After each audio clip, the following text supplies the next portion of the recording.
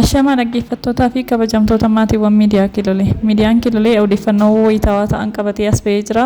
Turtiin keessan hanga dhuma qophii keenyaatti nu waliin haa ta'u. Lakkoofsi godaantota Sudaan walitti bu'iinsa biyyattii baqachuun gara Itoophiyaa seenanii 68,000 caaluu dhaabbanni mootummoota gamtoomanii beeksise. Dhaabbata mootummoota gamtoomaniitti biiroon qindeessaa dhimmoota namoomaa akka ibsetti Sudaanitti erga walitti bu'iinsi uumamee hanga walakkaa baatii eebilaatti godaantonni Sudaan 68,601 ta'uu CGTN gabaaseera. Godaantota kennan keessaa parsentii 49 Itoophiyaanota Sudaan keessa jiraachaa turan ta'uu ibseera. Godaantonni Sudaan ammoo parsentii 30 kan ta'u ragaan biiroo qindeessaa dhimma namooma dhaabbata mootummoota gamtoomanii irraa argame ni mul'isa.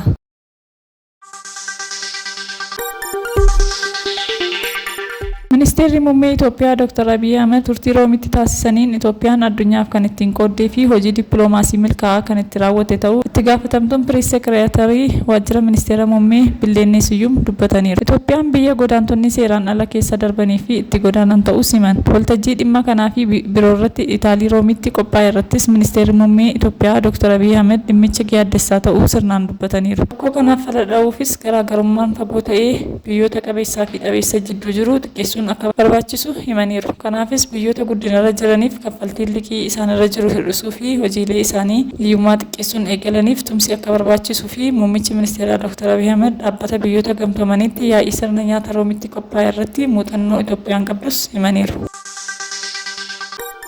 Ministeerri barnootaa waggaa dhuftutti dhaabbilee manneen barnootaa olaanoo ta'an irra deebiin akka ijaaramaniif akka irratti hojjetu ministeerri deetaa Saamu'eel Kifilee karaa miidiyaalee biyya keessaatiin ibsa guyyaa kaleessaa kennaniin beeksisanii jiru. Dhaabbileen mootummaa olaanoo ta'an 47 karaa 4 xiyyeeffannoon itti akka kennamuuf ergama isaanii beekuun waggaa dhuftutti hojiirra akka oolu deetaa ministeeraa ibsa kennaniin beeksisanii jiru. Akka wiixinee ministeerichaatti dhaabbileen olaanoo 8 dhaabbata qorannoo akka ta'anis dubbataniiru. Dhaabbilee barnootaa olaanoo deebisanii ijaaruun kan barbaachiseef dhaabbilee hundi guutummaatti barumsa kennaa waan jiraniif biyyattiif qabxii ga'aa fiduu dhabuu isaaniirraa kan ka'e ta'us dubbataniiru. Egaan dhaggeeffattoota maatiiwwan miidiyaa Kilolee qophii keenya har'aa asumaan ni goolabna. Turtii gaarii qabaadhaa.